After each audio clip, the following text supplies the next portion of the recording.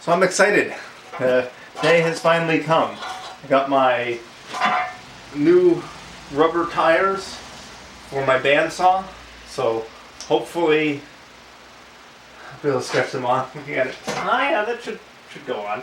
So I'm gonna get these.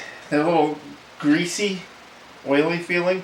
I'm gonna get them cleaned up and glued on. Just did some checking to see which side was supposed to go against the rim, and I guess it's supposed to be, well, one place said the rough side. I think another video said the smooth side, but I'm gonna go rough side. It seems like that'll glue better than the smooth side.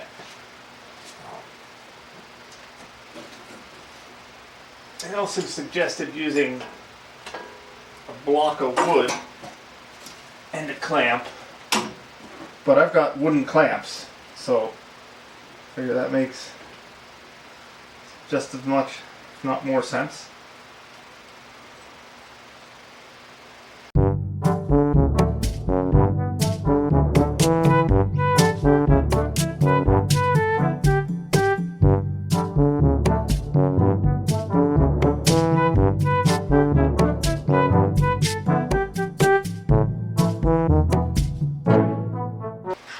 Right now I'm trying to even out the tension on the bandsaw tire.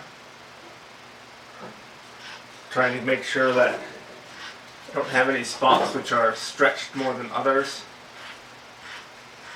So it's been a few days. The glue is definitely dried to hold on the rubber wheels. Tighten up that blade a little bit. And I have done a few test cuts, but I haven't filmed them because I've been busy. Tighten up that blade a little bit.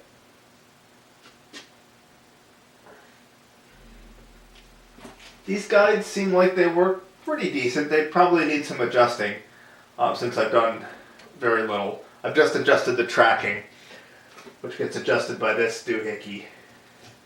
Tips the wheel. But other than that, it seems like it works pretty good.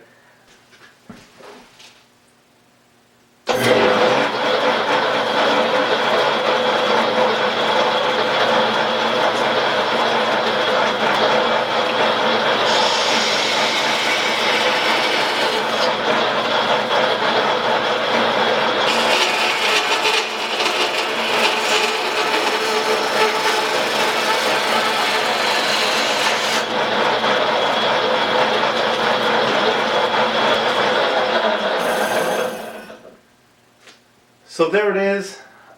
The transmission really needs to be fixed or modified because that's the fastest speed it goes. I'll put it on the slowest speed so you can get an idea of how slow it goes.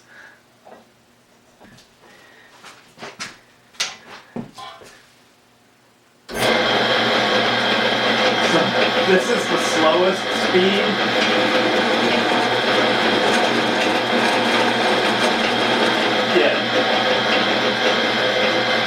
So that speed is slow probably even for most metal cutting, although maybe that's okay for metal cutting. But I'm going to want this to go faster for wood cutting. But it cuts pretty well. It's great having a bandsaw back in the shop. This blade was a little bit rusted when I got it, so it's not quite as sharp as it could be. It's not awful, but could be better. I also have a coil of bandsaw blade material, which I'll probably make a jig at some point to help me weld the ends together, weld or braze. I saw somebody silver soldering them together, bandsaw blades, and having good luck. They made a little jig to grind a chamfer on the end and then silver soldered them. I might try that, or I might just try TIG welding them. I'm also going to look at how much bandsaw blades cost for this saw. I mean, they're something like 18 feet long and probably a special size. I'm sure you can get them ordered, but for this particular saw, it might make more sense to make up blades for it, buy coils. For a saw where you can buy pre-made blades at a standard length, seems like diminishing returns for how, for cost. Like, for the horizontal metal cutting saw, blades for that are around $20, and it did the math for what a blade, for 93 inches, per foot, it's like $12 or something for the raw material. So you're like, okay, well, am I gonna pay myself $5 to cut carefully and weld the saw together, blade together, or just pay somebody else to do it? So for $5, it might be worth it, but I'll have to do the math to figure out what this one will cost. So here's the gear train or drivetrain system for the saw. There's a pretty small pulley on the motor, and then this big pulley, and then this is how you do your speed adjustment. It's pretty handy, actually. It's pretty easy.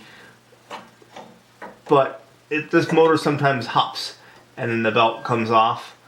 But there you get your speed adjustment. But this isn't, that's a pretty good range of speeds. However, the part that really that I don't really like is this setup here with the ring gear and the little pinion gear. First of all, let's see, can you see that? Yeah, down here in the shaft. I mentioned this before in the initial video. It's just put on with 4 set screws. There's no keyway, it's just held on with 4 set screws. So that's not great. They don't seem like they slip.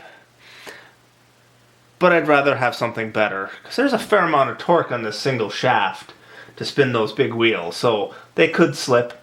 So I'd like to have a keyway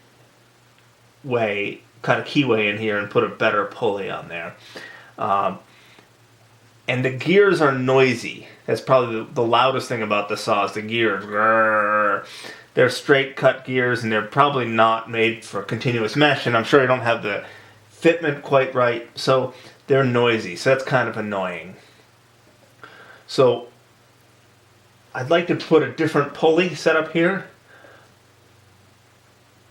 but if I do it with a pulley, I'll need to reverse the direction, and this motor does not have a faceplate.